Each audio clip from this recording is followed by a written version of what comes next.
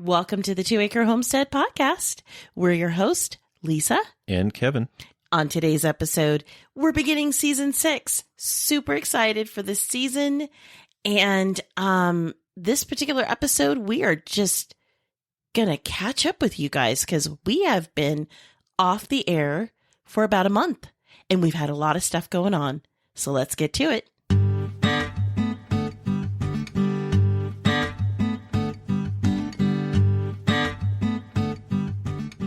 Welcome to the 2 Acre Homestead. Come along with us on our journey from a small suburban homestead lifestyle to our new lifestyle, homesteading in the rural countryside of southern Arizona. We'll share with you our tips, tricks, successes, and failures. From both our past suburban lifestyle to our new rural lifestyle, all on the 2 Acre Homestead.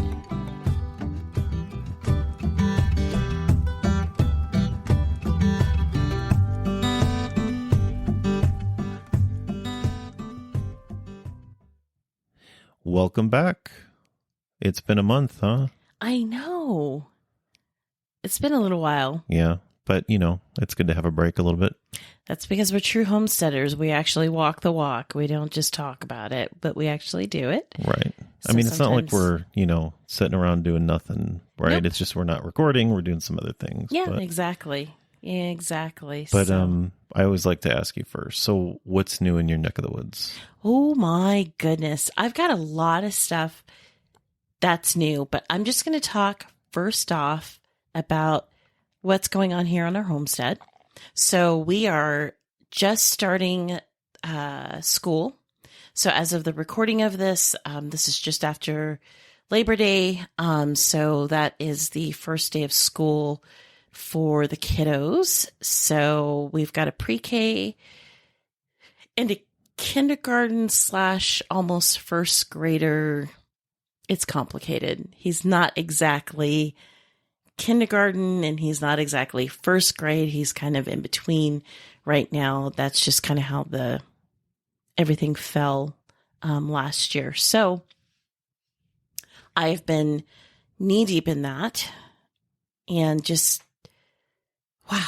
Yeah, you had bins around the couches and coffee table and sorting all the books and crayons and things, exactly, right? And everything, and just trying to get all of the lessons together. And this is our first week being back in school, and I have already figured out that this week, being the first week, I'm like, I didn't plan the curriculum right. So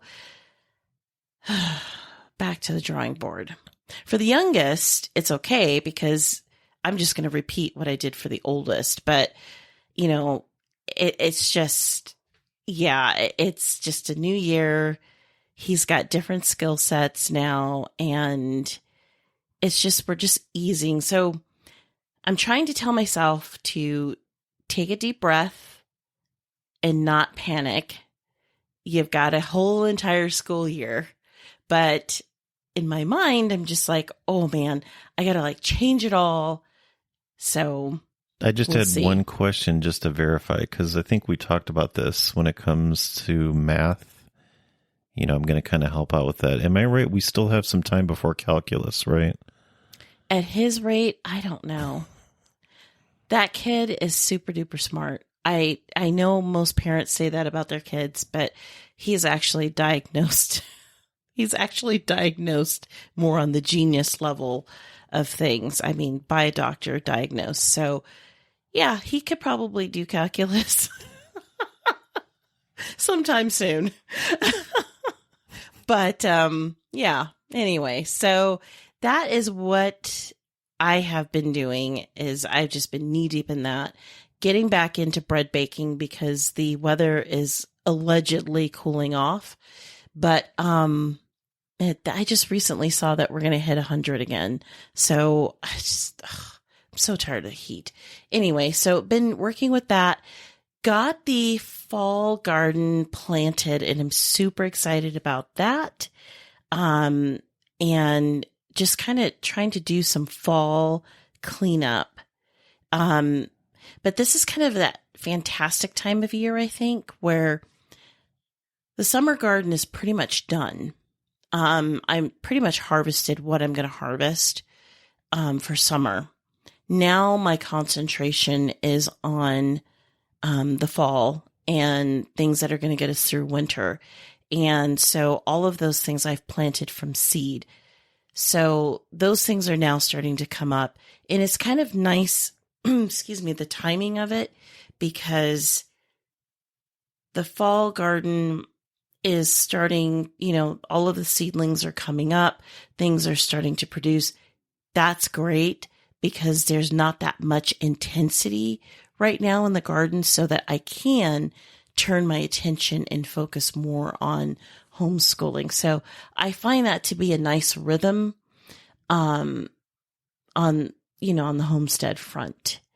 But I know as we get into the months of October and November, that's when we start getting into meat season around here, and that's when it's going to start picking up again. But right now I'm enjoying the moment of the beginnings of fall, even though it's going to be 100 degrees. So that is, as far as the homestead, that's what's going on in my neck of the woods.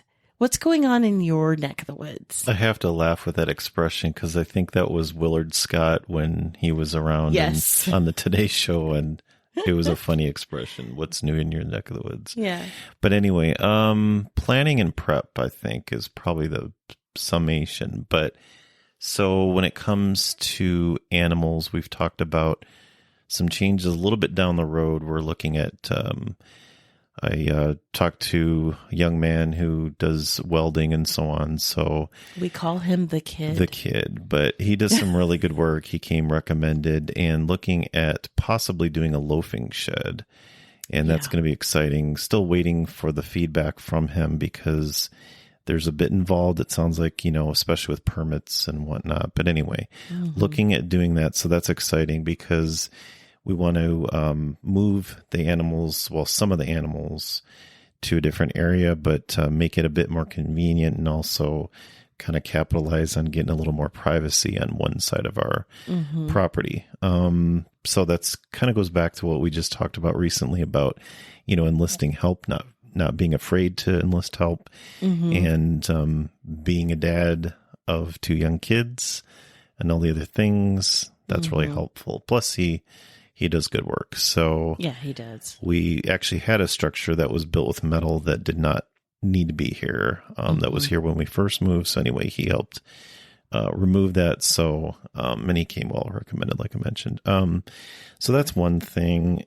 Excuse me. And then I was thinking another is working on budgeting for things like the gardening and animal feed and excuse me, maybe supplies that go along with what we do homesteading wise. Yeah, because this is definitely hay season right now for us. Right. So kind of the thought on that is every once in a while I kind of do a start from scratch as far as looking at everything top down and seeing how can I make adjustments? How can I make it better? So that's important. And like you said, because when it comes to things like hay, I honestly was just thinking about it. I haven't seen hay prices locally here like this since maybe 2.5 years ago. And so I had an idea of how much that I allotted for not only hay, but also some feed because we like to buy that in bulk, and it's about time to buy that in bulk again. But when I went to get the hay locally, because it's closer than where I go to get the feed, the grain feed, I was really shocked at the price of the bales of hay. So I basically doubled what I was going to buy and took a little bit of time to set that up in an area a little bit more convenient, but also protect it because we get some heavy winds where we're at. And it's weird because the monsoon came late this year. Oh, man, it did. So the other day, I think, what was it? We had about 3/4 of an inch of rain in about 20 minutes. So that was a lot of rain to get in one fell swoop in 20 minutes. So need to make sure that that's well protected. So I hope the loafing shed is going to be a more permanent thing, but for right now, that works pretty good, I think. So I kind of put off maybe for a few weeks going to actually bulk up on the grains again. But to do that, I've got some 55-gallon barrels. There's a place not too far from here that basically they remove the tops and they have this metal ring around it. So those are real nice for storing grains. So, and if we can, if you are local, we recommend it's called Made Right. Made Right Feeds. Yeah. That is probably the best place to get your grain in bulk. Just a pro tip. Yeah. And you know, what's nice about that is going back a few years ago, we would typically just buy the bagged grains all the time, right? So there's different ways to do it in bulk. I've seen, you know, you can get those totes, they call them. They're kind of that material that you can't really rip by hand, but you could cut, right?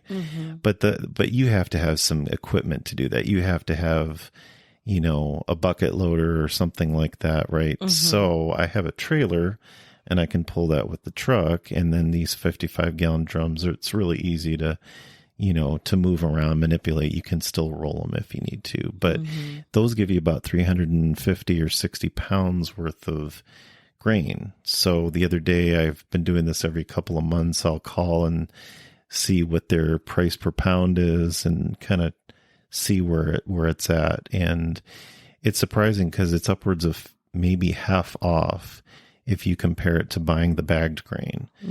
So one thing I found is interesting too is I'm noticing, I'm wondering if it's a trend, you know, when you buy the bag stuff too, it's either 50 or 40 pounds, depending on what you buy in the store. But I noticed just recently they're starting to have some 30-pound bags. So I'm thinking, oh, great. Now they're going to start reducing, right? And maybe keeping them at the same price. So another advantage of going, you know, to buying in bulk. So we'll see how that shakes out. But anyway, going back to the hay, I couldn't believe the prices, so that should be good for a while. Another thing I did too is put it on because I'm digital, I put it on the calendar on my phone to know when did I purchase it, so that way I can kind of track how quickly are the animals going through that hay. So that is one less thing I have to think about. I can just pull it up and say, where's the word hay on my calendar? So planning and then prepping. So Yeah. Good. What else? I was actually just thinking about what you were saying in regards to the loafing shed and kind of teasing that out a little bit because we were talking about having privacy from our neighbor. That's part of the reason why we're doing it. And, you know, I was just thinking for the listener, you know, sometimes when you are planning your homestead and you're planning the layout of your homestead, especially if you're like us, we are obviously 2 acres. That's the name of the show. So we're on 2 acres. What are we, like 2.16? So we do have neighbors.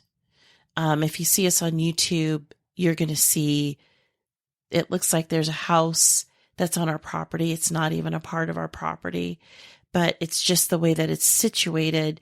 It looks into our backyard, and that property is very small. And, you know, without being, how can I put this? Without, you know, going into too much detail, but, you know, sometimes they're not the nicest neighbors. There's been some, you know, not nice things said. And, so being able to put that loafing shed up is a nice way to create privacy. And I was just thinking about, you know, for the listener, you know, if you're on a small holding like we are, I mean, goodness, we wish we were on 40 acres. We joke around about that, you know. What would the podcast sound like? This is the 40-acre homestead. But when you have a small holding like we do, you do want to set things up in a way that you can create privacy, especially for your animals and for your family. And yeah, especially if you're not in an area like, let's say the Pacific Northwest, where you have a lot of trees. Right. And we visited up there before, and real nice area. Y'all, we love it up there. Yeah. And, there's properties we saw that had a lot of tree coverage around. And then we saw some that had a few trees here and there, but then you're exposed on one side. And then we saw some that you're just completely, open to the world. Full frontal, you're right there in front of everybody, right? Yeah. So it depends. Some people don't care about that. Mm-hmm. I know when I grew up back in Michigan, we didn't have fences. We didn't have block walls. So coming here to Arizona, that was new to me when I saw cinder block walls that are, let's say, 5 feet tall, depending on where you live. Mm-hmm. So when you're not used to that and you don't have that, then, to be exposed, that might be something that's important to you. It is. And I think that's really important for the person, for the listener who's coming from suburbia, because if you are in suburbia where there are fences, and you can have a fenced backyard, and, your neighbor doesn't know if you've got chickens or rabbits or, whatever else is going on in your backyard. You've got a sense of privacy there. And then when you move out into acreage, even if it's a small holding like our situation, at first you think, wow, you're just, you're singing the song, because there's, just all this rolling hills and all this room. And oh my goodness, my kids can just run outside, be barefoot on the grass. And then all of a sudden you're like, oh, I have neighbors. And, so if privacy is a thing for you, or if you're dealing with neighbors that maybe aren't pleasant, it might be helpful to try to create pockets of privacy on your homestead. Right. You can do that with things like planting trees, but I heard an expression recently, when's the best time to plant a tree? 20 years ago. Right? Mm-hmm. And when's the next best time? Now. Today. Mm-hmm. Yeah. But, that may not be a good solution, especially if the cost of those trees, I know here you're probably talking hundreds of dollars each for. Well, and we're in a desert. And then if you need water, right? Because in our area, we've got a number of mesquite trees that don't, they can be fine until the monsoon or whatnot. They're fine. Mm-hmm. They don't need a whole lot of water. But if you need to have water in that area, then what's that going to involve, especially if you're on a property where you're hundreds of feet long or whatnot, and you need to get that water out there, right? Right. But you can do things like, and I'm speaking from our experience, I'm also speaking from experience of people that live around us. We've learned some things. Mm-hmm. You can do things like build a shop or have a shop installed or a shed, depending on the size of it. And of course, if you're going that route, a barn style taller, right? Yep. So that's one thing. You could put maybe a carport style structure that at least gives you the height, maybe a metal roof. Loafing shed is a good solution too, because you can kind of do it like a lean-to, but then you can make the benefit of, let's say, storing hay in there, right. Having animals, give them protection from the elements. And and coyotes, right? Yeah. Mm-hmm. And then you're also getting the benefit of, at least on the one side, blocking, what you don't want to see. Right. Or what you don't want seeing in. Yeah, right? Exactly. So those are some things you can do. Be creative with that. Mm-hmm. Yeah. It's, and honestly, it just really takes time to build up your homestead, and just giving you some encouragement, it really takes time. I mean, we've been on this particular homestead now for 2 years, and within that time frame, I mean, we're just barely getting out to that second section of our property, and building that out now. So, it takes time to grow. It's not an overnight thing, but, it's definitely worth the journey. It is. Yeah. It is. And you're especially with the prices of things right now. Oh my goodness. Yeah, there's some friends that we have that, recently they've talked about the craziness of, what properties are going just as far as rent up north, just a few hours north of us.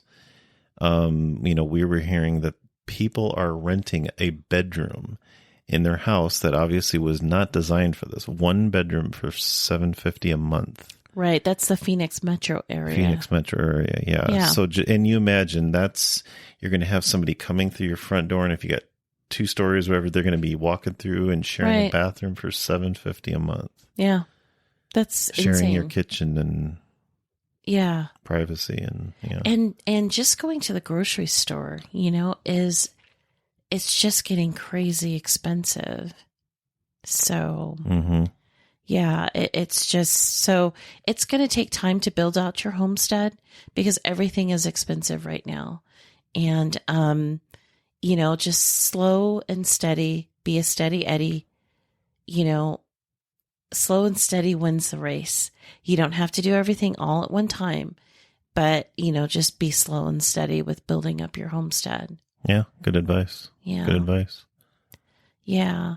Well, with that in mind, the price of everything, I think this is a good time for us to talk about some things that have been going on while we've been off the air, because we have been working diligently on certain things. Is that okay with you? Like the website? Yeah. Yeah. Tell everybody about that. So, a few seasons ago, earlier this year, we had launched something called the 2 Acre Homestead Community Tab. And things were going great with the community tab until there was a security breach. And I'm not going to get into the details of that, but we wound up taking it down right away. And after further review, we found that it was not put together correctly. And so we took it down right away because of the breach of security. And we had to go through the rigorous job of finding the right company to do this the right way. And we finally found the right company.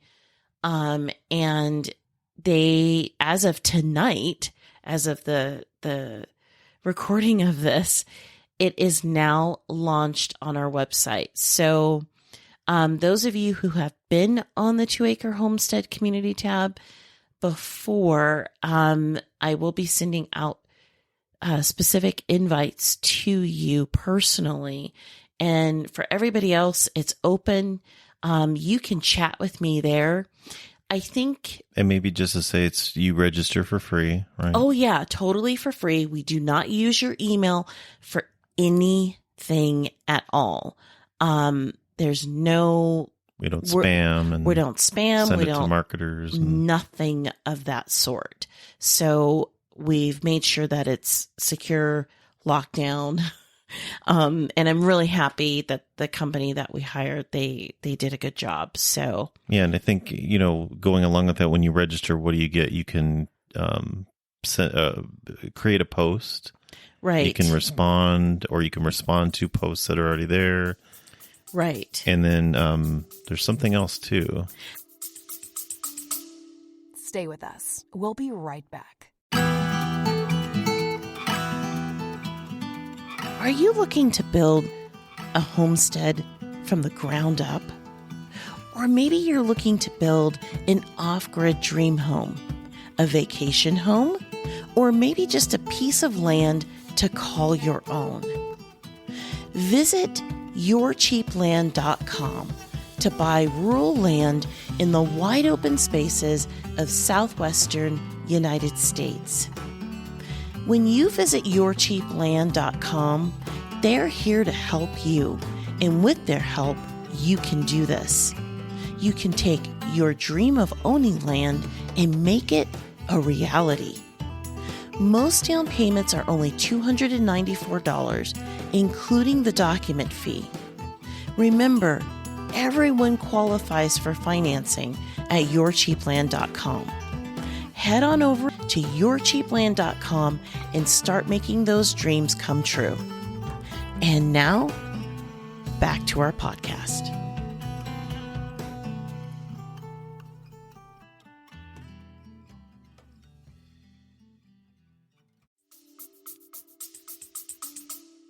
I will get to that in just a second. Okay. But what I was going to say is, as far as the community tab is concerned, you're going to see me more over on the community tab than you will on Instagram.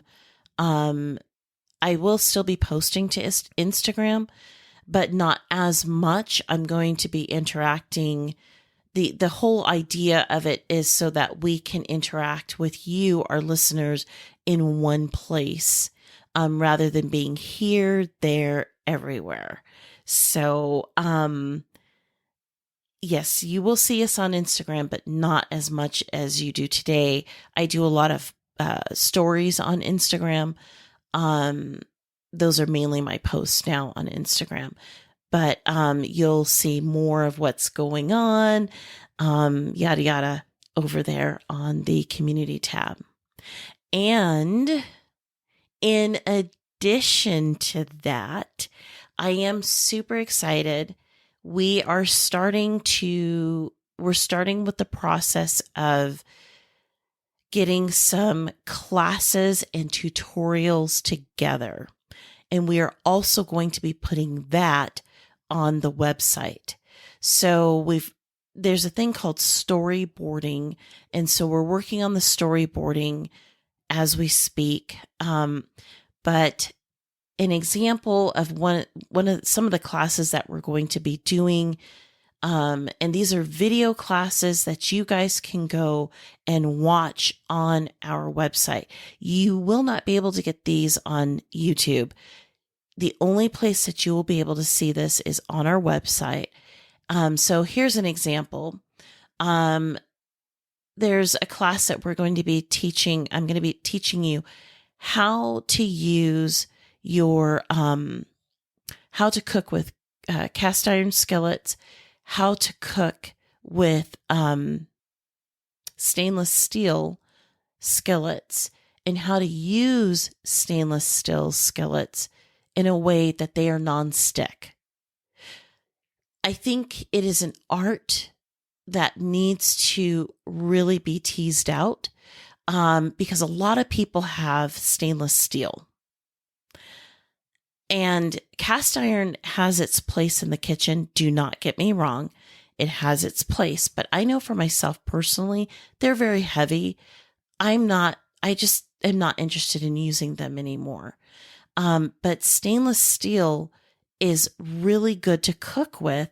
There's a reason why it's the workhorse in all of, in a chef's kitchen. A stainless steel pan is a workhorse because if you use it correctly, if you cook with it correctly, it can be non-stick, but you just have to know what you're doing.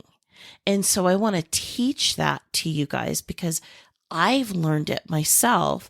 And now I want to show you guys how to do that. There's another course that we're working on right now. We're working on this one in a hurry because in the month of October, as of the recording of this is the month of September, but in the month of October, we're going to be holding a cheese making course. So we're going to start off with 2 gallons of milk. Can be any kind of milk. And from there, I'm going to show you how to make a farmer's cheese, then how to make mozzarella, and then take all of that milk and make a ricotta. And what a real ricotta really means, what it really is. I'm going to show you how to do that. And then from there, we're going to convert part of the ricotta to making a cream cheese. And then we're going to do a seasoned cream cheese. And we're going to be doing this particular filming. This is going to be with a live audience. We have people that are going to be in my kitchen learning how to do this, and you get the benefit of seeing this on video. So I'm really excited for this. It's consumed pretty much most of my time at this point, but really super excited to be rolling that series out. And as if that's not enough, we have another series that we are rolling out. And this one, you will see snippets of it on YouTube. But again, this is going back to our website where you're going to see how there's a series that I'm putting together, Make It Stretch. And I'm going to be teaching you in this particular course how to cook basic foods, plain foods, and how to build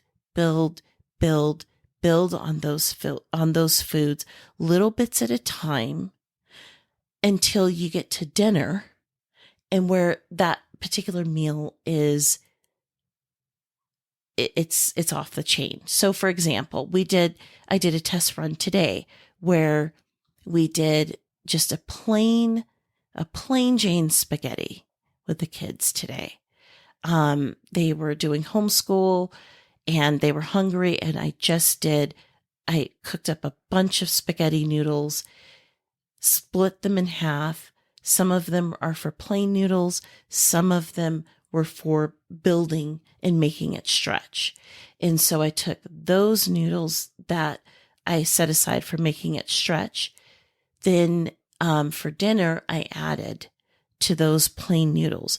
I just added just a little bit of ground beef and a lot of Tuscan kale, and used my carrot tomato sauce. So that way the kids are getting extra. Well, we all ate that. That was dinner. They're getting extra vegetables on top of it. And we don't even taste it. You don't even know it. And that's making a one pot complete meal. It's stretching the spaghetti. Instead of it just being plain spaghetti, it's now spaghetti that is full of goodness for you and your family. So you're stretching your meals instead of just saying, okay, well, I made spaghetti. Now what's for dinner? Well, take your spaghetti and make it something else. Add to it just a little bit here and there. And that's making your dollar stretch. And now, because you've created this big pot of extra spaghetti noodles, well, guess what? Now you have that for leftovers.